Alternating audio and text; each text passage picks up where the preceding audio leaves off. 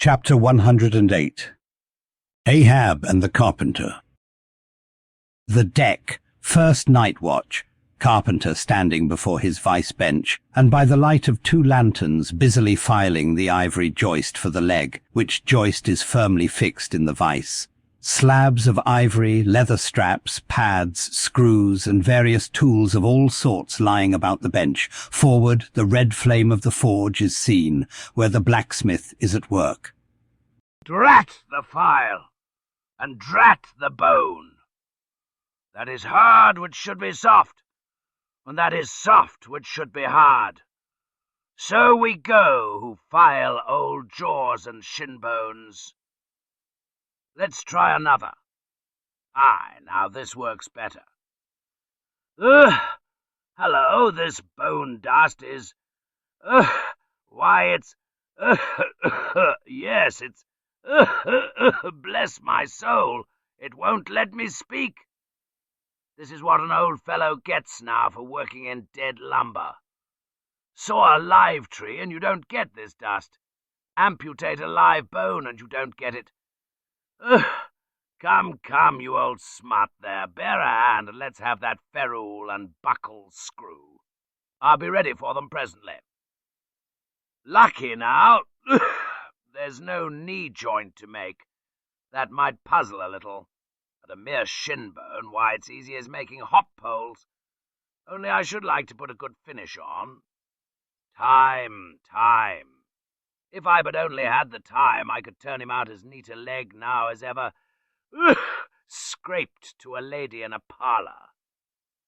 Those buckskin legs and calves of legs I've seen in shop windows wouldn't compare at all. They soak water, they do, and of course get rheumatic and have to be doctored with washes and lotions just like live legs. There. Before I saw it off now, I must call his old mogul ship and see whether the length will be all right. Too short, if anything, I guess. Ha! That's the heel. We're in luck. Here he comes. Or it's somebody else, that's certain. Ahab advancing. During the ensuing scene, the carpenter continues sneezing at times. Well, man-maker. Just in time, sir.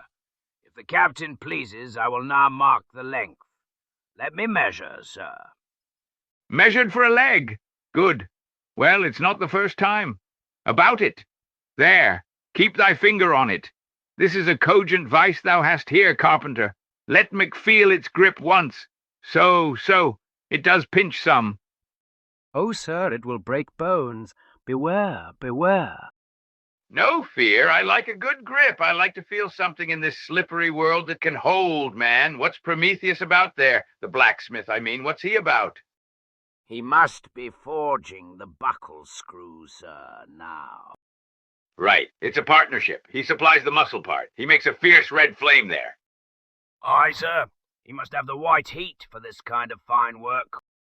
So he must. I do deem it now a most meaning thing that old Greek Prometheus, who made men, they say, should have been a blacksmith and animated them with fire, for what's made in fire must properly belong to fire, and so hell's probable. How the soot flies. This must be the remainder the Greek made the Africans of. Carpenter, when he's through with that buckle, tell him to forge a pair of steel shoulder blades. There's a peddler aboard with a crushing pack. Sir? Hold. While Prometheus is about it, I'll order a complete man after a desirable pattern. Imprimis, 50 feet high in his socks, then chest modelled after the Thames Tunnel, then legs with roots to 'em to stay in one place, then arms 3 feet through the wrist, no heart at all, brass forehead, and about 1/4 of an acre of fine brains. And let me see, shall I order eyes to see outwards? No, but put a skylight on top of his head to illuminate inwards. There, take the order, and away. Now what's he speaking about, and who's he speaking to, I should like to know. Shall I keep standing here? 'Tis but indifferent architecture to make a blind dome. Here's one. No, I must have a lantern. Ho, that's it, eh? Here are 2, sir. One will serve my turn. What art thou thrusting that thief-catcher into my face for, man? Thrusted light is worse than presented pistols. I thought, sir, that you spoke to Carpenter. Carpenter? Why, but no. A very tidy, and I may say an extremely gentlemanlike sort of business thou art in here, Carpenter. Or wouldst thou rather work in clay? Sir, clay? Clay, sir? That's mud. We leave clay to ditchers, sir. The fellow's impious. What art thou sneezing about?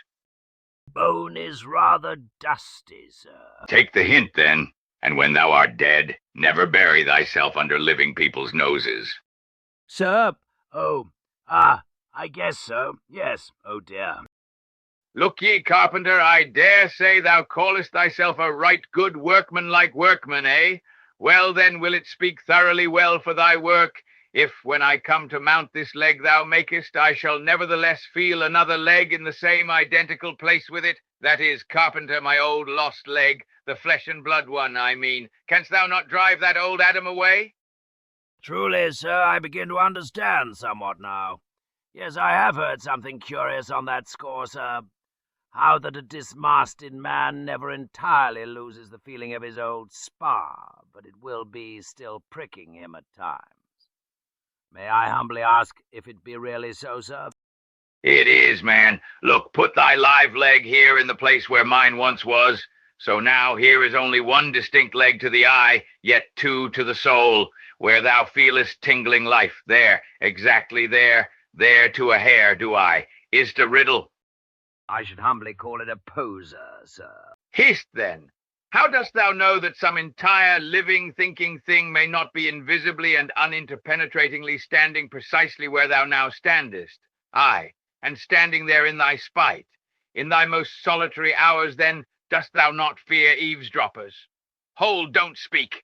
And if I still feel the smart of my crushed leg, though it be now so long dissolved, then why mayst not thou, Carpenter, feel the fiery pains of hell forever, and without a body? Ha! Good Lord! Truly, sir, if it comes to that, I must calculate over again. I think I didn't carry a small figure, sir. Look ye, pudding heads should never grant premises. How long before the leg is done? Perhaps an hour, sir. Bungle away at it, then, and bring it to me. Turns to go. Oh, life! Here I am, proud as a Greek god, and yet standing debtor to this blockhead for a bone to stand on. Cursed be that mortal interindebtedness which will not do away with ledgers. I would be free as air, and I'm down in the whole world's books. I am so rich, I could have given bid for bid with the wealthiest praetorians at the auction of the Roman Empire, which was the world's. And yet I owe for the flesh in the tongue I brag with. By heavens, I'll get a crucible, and into it, and dissolve myself down to one small compendious vertebra. So. Carpenter resuming his work. Well, well, well. Stubb knows him best of all, and Stubb always says he's queer. Says nothing but that one sufficient little word, queer. He's queer, says Stubb. He's queer, queer, queer, and keeps dinning it into Mr. Starbuck all the time. Queer, sir, queer, queer. Very queer. And here's his leg. Yes, now that I think of it, here's his bedfellow. Has a stick of whale's jawbone for a wife. And this is his leg. He'll stand on this. What was that now about one leg standing in three places, and all three places standing in one hell? How was that? Oh, I don't wonder he looked so scornful at me. I'm a sort of strange-thoughted sometimes, they say, but that's only haphazard-like. Then a short little old body like me should never undertake to wade out into deep waters with tall, heron-built captains. The water chucks you under the chin pretty quick, and there's a great cry for lifeboats. And here's the heron's leg, long and slim, sure enough. Now, for most folks, one pair of legs lasts a lifetime, and that must be because they use them mercifully, as a tender-hearted old lady uses her roly-poly old coach horses. But Ahab, oh, he's a hard driver. Look, driven one leg to death, and spavined the other for life, and now wears out bone legs by the cord. Halloa there, you smut. Bear a hand there with those screws, and let's finish it before the resurrection fellow comes a-calling with his horn for all legs, true or false, as brewery men go round collecting old beer barrels to fill 'em up again. What a leg this is! It looks like a real live leg, filed down to nothing but the core. He'll be standing on this tomorrow. You'll be taking altitudes on it.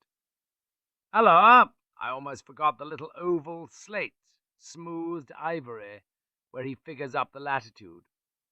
So, chisel, file, and sandpaper now.